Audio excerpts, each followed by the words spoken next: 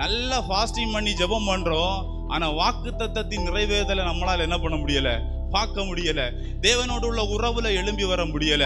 அப்படின்னா நம்ம எங்கேயோ கர்த்தரோடு உள்ள உறவுல நாம் முறிக்கப்பட்ட ஒரு சூழ்நிலையில இருக்கிறோம்.